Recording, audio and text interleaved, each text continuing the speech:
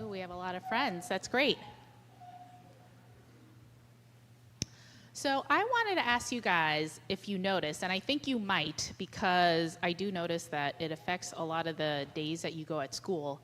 But have you guys noticed that a lot of cultures or religions maybe have a different New Year's Day than January 1st? Yeah, have you noticed that?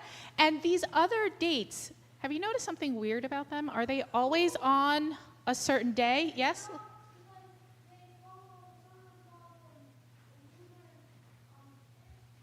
Yes, that's exactly right. It's very confusing because, like we always say New Year's Day on the calendar is January 1st, but other cultures, they follow a lunar calendar which follows the moon. You know why they kept time according to the moon in olden days? Because you can actually see the moon change. Yeah, what do you call a moon when you can see the entire circle? Yes, or you can just call it out. A full moon. And then for a full moon to get smaller and smaller, to get where it's just half a circle, it's 7 days. And then to get from that half circle to nothing at all is another 7 days. And then what happens after there's no moon, which we call a new moon? Yes?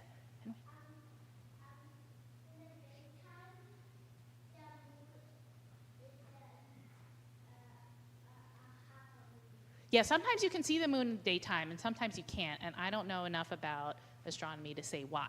But sometimes I do see the moon. But yeah, it goes from the new moon, which is no moon, and then it grows again.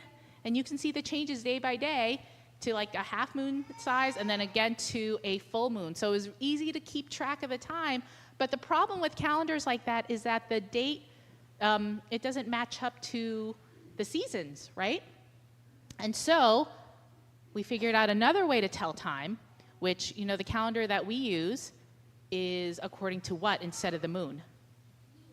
Yeah, the year. Do you know what we base our calendar on? It's actually the sun. And 1 year is the amount of time that it takes the Earth to go all the way around the sun. And do you know how many days that takes? Exactly. And I want the exact number. Do you know? 365 is really close, but it's not exactly the same. Do you know what it is? Niall, do you know? 366 is too many. 365 is too low. It's a quarter. Yeah, 365 and a quarter days. That's why every 4 years we get a special day called Leap Day. And I'm just going through this whole thing. We have to be very careful about saying it exactly right because that quarter of a day can add up. And if we don't match up the year to the sun, you know what happens? Then the year will not match up to the seasons. And we need that as a society because it's helpful for farming, for growing our food, for knowing when the seasons of the year are. When we say January 1st, it's supposed to be in the middle of or winter. When we're talking about my birthday in July, it's summer, things like that. And year to year, that doesn't change. January 1st is always at a certain point in the year. The solstice and the equinox and all those things you learn about, it's so that we can keep track of the seasons, okay? In church, we actually keep track of time for a different reason. And today is actually the very, very last day in the liturgical calendar. And if any of you came to my camp over or looked at the bulletin today, you might know what today is. It's the last holiday in the church calendar, which is, Max, do you remember?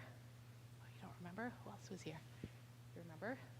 Oh, you weren't here. Oh, it's Christ the King. It's actually, we sang that our hymns were Christ the King, but didn't say it in big letters on the bulletin.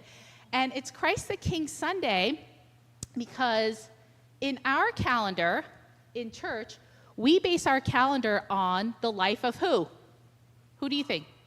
But more specifically, whose birthday are we celebrating in a few weeks? Jesus, right. In church, we remember Jesus and our relationship to Jesus. So this next week, we start the season of Advent, which is when we wait for what holiday? Christmas. Yeah, so we're waiting for Jesus, and then Jesus is here, and then we have some smaller holidays like Jesus being baptized. Then we have other holidays where we remember Trinity, when we have Lent, and Ash Wednesday, where we remember to get closer to God.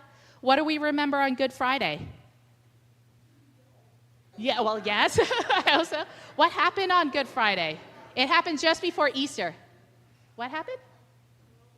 Yes, that's the day that Jesus died, which is weird that we call it good.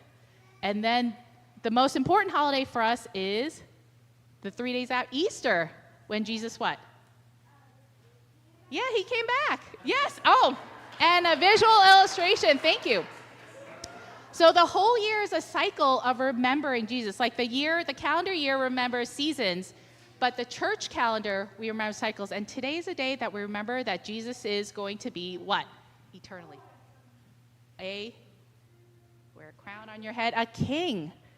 And Jesus would be the very best kind of king. You know, there are lots of bad kings out there. In our country, we got rid of kings because we said we don't want King George. But if Jesus is king, what are some of the things that we might look forward to? Do you think there are going to be people fighting?